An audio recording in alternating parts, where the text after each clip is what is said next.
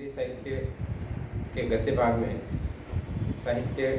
में जनसमूह की चित्रवृत्ति के संबंध में पूर्व में चर्चा की जा चुकी है। इस संबंध में लेखक द्वारा आगे विभिन्न साहित्यकारों द्वारा समय समय पर लेखन कार्य और उससे संबंधित तुलनात्मक अध्ययन भी प्रस्तुत किया है। रामायण काल एवं महाभारत काल, इन दोनों समय में हमारे देश के अतिरिक्त अन्य देशों में ऐसे कौन कौन से साहित्यकार हुए जो इनकी समानता करते हैं। इस संदर्भ में उन्होंने कहा है कि यूनान देश में होमर, रूस में वर्जिल, इटली में डेंटी और इंग्लैंड में चासर और मिल्टन अपनी अपनी असाधारण प्रतिभा के माध्यम से मनुष्य जाति के गौरव को बढ़ाने के लिए अपनी साहित्य सृजना में स्थान दिया है और साथ ही साथ अपनी कल्पना और प्राकृतिक वातावरण को यथार्थ रूप में प्रस्तुत करने के लिए भी कार्य किया है। वाल्मीकि के समान ही होमर और मिल्टन, इन दोनों के साहित्य में प्रकृति के अंश को देखा जा सकता है। इतना ही नहीं, हमारे प्रमुख नायक भी, जिसमें दया और दूसरों के प्रति आदर का भाव उसमें देखने को मिला है। लेखक ने यह भी बताया कि रामायण एवं महाभारत काल के पश्चात हमारे साहित्य में क्या क्या परिवर्तन हुए हैं। केवल मात्र वाल्मीकि ने जिन जिन बातों को अवगुण के रूप में देखा, परंतु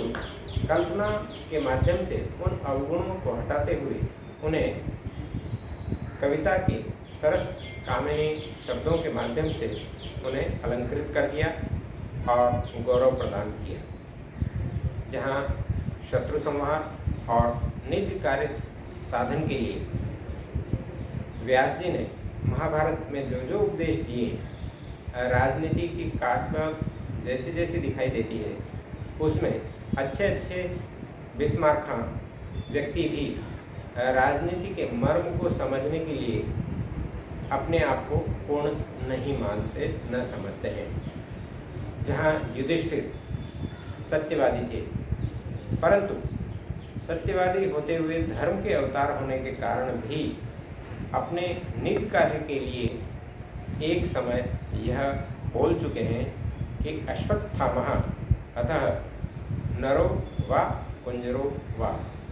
अर्थात इस उद्धरण के माध्यम से वे भी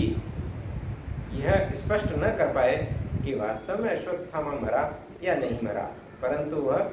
एक हाथी का नाम था और ऐसी स्थिति में नर है या नहीं। तो इस बात से स्पष्ट होता है कि वे भी समय के अनुकूल होते हुए इस कथन से अब स्पष्ट नहीं हुए। यहाँ तक देखा जाता है कि रामायण काल और महाभारत काल, इस दोनों के समय संस्कृत और हिंदी, जो अवधी भाषा में भी है और खड़ी बोली में भी प्रचलित हुई है, परंतु आने वाले समय में इन दोनों में परिवर्तन देखा जाता है। महाभारत काल के बाद में आने वाले समय में जो बौद्ध धर्म के अनुयायी और बौद्ध भिक्षुक आए,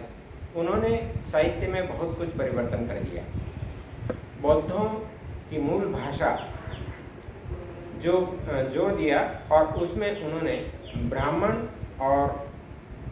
वेदों का विरोध किया और संस्कृत भाषा को पूर्णतः समाप्त कर प्राकृत भाषा को फैलाया और उसका प्रचार प्रसार किया और भाषा उनकी प्राकृत ही रही, अर्थात संस्कृत का बिगड़ा हुआ स्वरूप।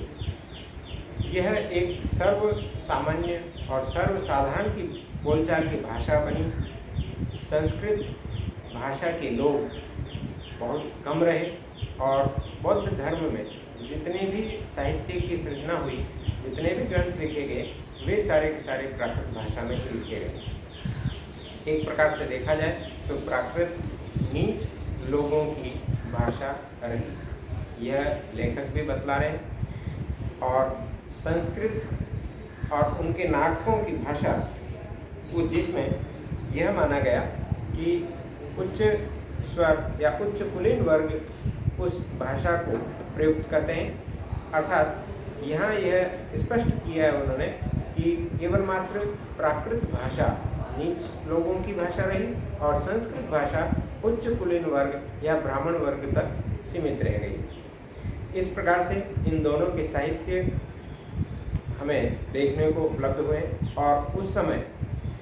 प्राकृत भाषा में, जो कि जैन संप्रदाय की भाषा प्रमुख रही है और उनके सभी ग्रंथ प्राकृत भाषा में ही लिखे गए हैं, इस काल के उपरांत भाषा की कुछ उन्नति हुई, जिसमें शौरसेनी, महाराष्ट्री, मागधी, अर्धमागधी, पैशाची ये भाषा के भेद बने और इनमें साहित्य की सृजना हुई है। जितने भी गुणाढ्य कवि हुए हैं उन्होंने अपने कई ग्रंथों में इन भाषाओं का प्रयोग किया और प्राकृत भाषा का सबसे अच्छा उदाहरण देखने को मिलता है शालिवाहन सप्तशती नामक ग्रंथ में। तो इस प्रकार से केवल मात्र यही है, इसके पश्चात नंदवंश और चंद्रगुप्त की शासनकाल में भाषा की बड़ी उन्नति हुई और जैनियों या जैन धर्म के प्रमुख मुनियों द्वारा भी इस प्राकृत भाषा में ही कार्य किया गया, स्तोत्र पढ़े गए और इस समय में प्राकृत भाषा सभी द्वारा समझी जाती थी और बोली जाती थी। इस प्रकार से प्राकृत भाषा का उद्भव और विकास भी हमारे साहित्य में देखा जाता है। धन्यवाद।